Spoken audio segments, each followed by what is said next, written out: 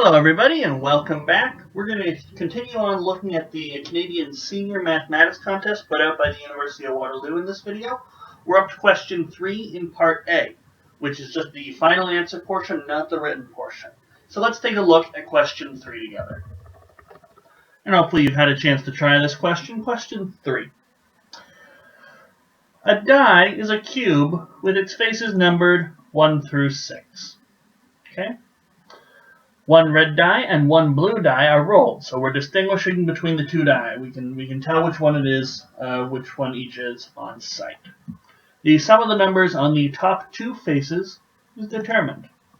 What is the probability that the sum is a perfect square? Okay. Well, there's a couple ways we can try and do this question. One of them is, we've got two die and there's 6 possible faces that can be turned up on each die, so that gives us 6 times 6, because each die is independent of each other. So 36 total possible top two faces we could be seeing. So we could figure out each of those and add them up and figure out which ones give us a perfect square. And I think that might be what we do. Another thing we could do is probably narrow down our work and say what possible perfect squares could we have, and then figure out the possible dice faces from there. But we're looking for a probability, so we need the total number of possible outcomes, and we also need the total number of the specific outcome that we're talking about, which is the top two faces form a perfect square. So there's at least a couple different ways to do it, but we still need to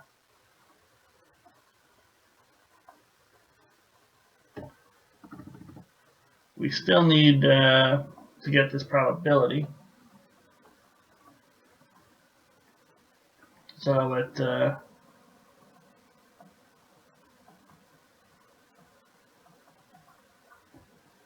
we need the number of desired outcomes, so the number of times that the sum of the faces will be a perfect square over the number of possible outcomes.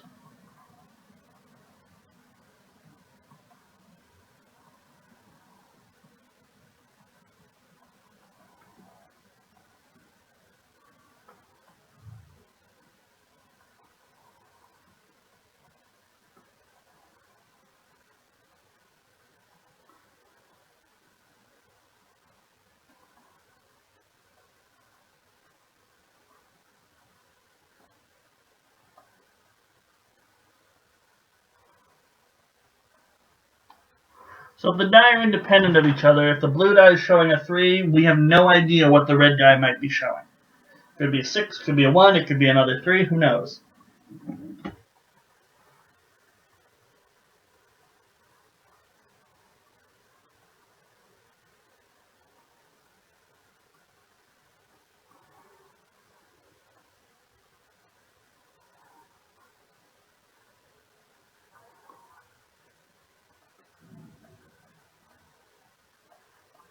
Each of the face on the die are equally likely to come up. And so to figure out the total number of outcomes, and each of them are going to be equally likely,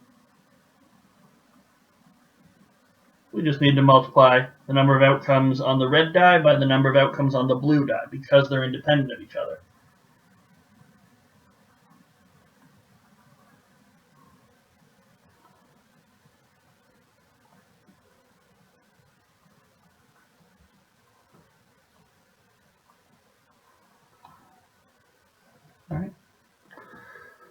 So what we could do is, and I'm going to do this on the next page, we could probably make ourselves a little bit of a chart.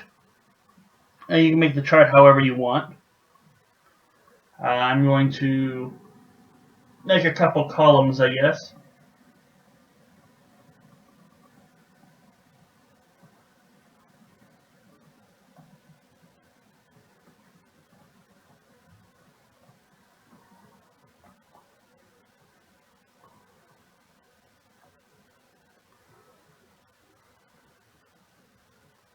So we're going to figure out the possible values the red die could be showing and the blue die, and then figure out their sum.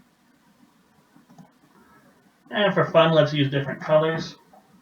Let's fill in the red dye first, with as close to a red as we can get. So if the red dye is showing a 1, there's going to be 6 possible things that the blue dye could be showing, and that gives us 6 different sums. Okay.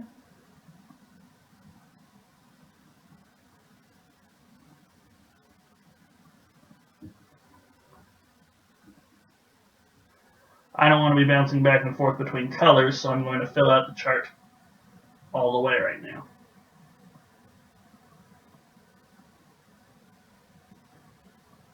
Although from the looks of it, I'm going to need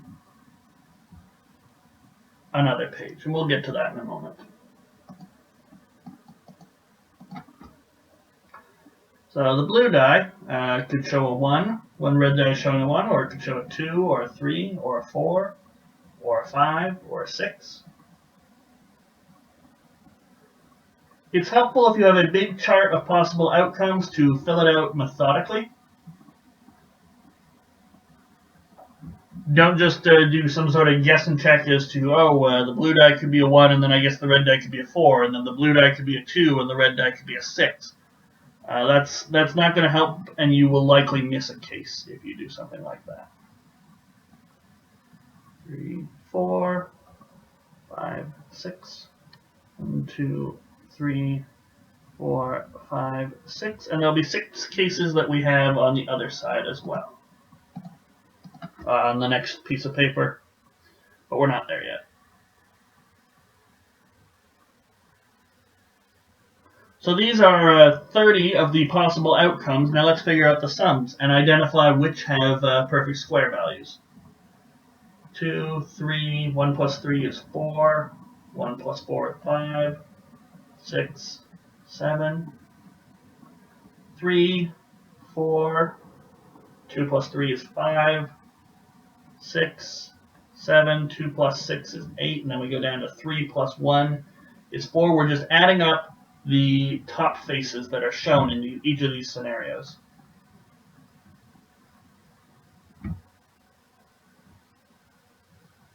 So 9, that's a perfect square.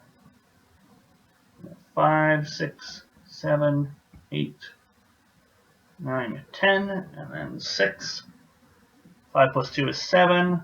5 plus 3 is 8, 9, 10, 11. Okay. So before we move on to the next page where we complete our chart, let's count up how many perfect squares we already have. Well, here's one. There. So when the red dice is showing a 1 and the blue dice is showing a 3, we get a sum of 4, and that's a perfect square. Here's another 4. Here's another 4. Here's a 9. Another 9. Another 9. And I suspect we'll have another 9 on the back. But we notice we don't have any 1s. We don't have a sum of 1, and we're not getting up to 16 yet. In fact, we won't get to 16 at all. So we just have some 4s and some 9s. Okay.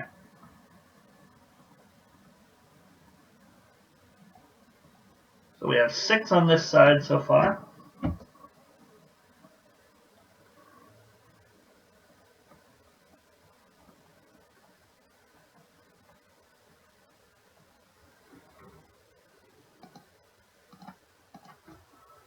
Now let's finish off our little chart.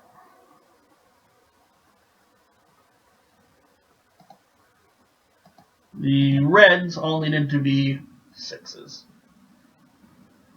So now we'll handle the last possible situation where the red die is showing a 6. What could the blue die be showing?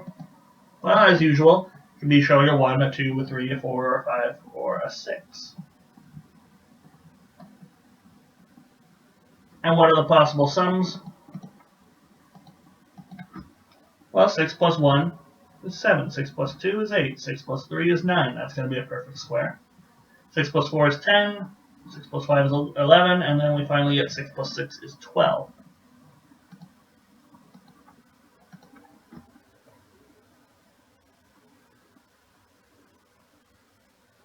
So we get one more perfect square.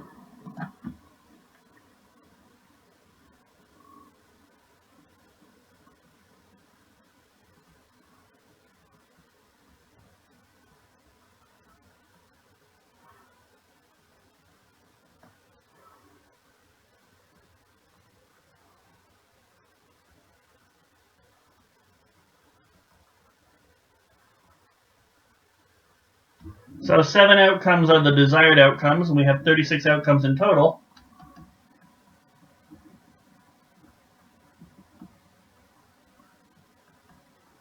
So the probability is 7 out of 36.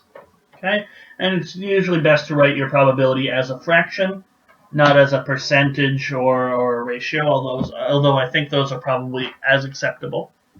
But typically a probability is written as a fraction. Okay. So probability that the sum is a perfect square. Well, what did we do? We figured out how many possible outcomes there are. It was 36, and that was a manageable number. Right? If there had been an extra die, there would have been 216 outcomes, and we probably wouldn't have wanted to handle that by writing it all out. We would have had to, think of it in another way. Maybe figure out what possible values, what possible perfect squares could appear on the top faces, and then try and work something out from there. But as it stands, there was 36 cases. Very quick to make up a little chart there. We added up the top face of the red dice and the blue dice, identified our perfect squares, and we were home free. Okay, so a very nice, clean question number 3. I really like it, and hopefully we'll like question 4 as much, and hopefully you'll join me next time for question number 4 on the 2011 paper. So I'll see you guys then.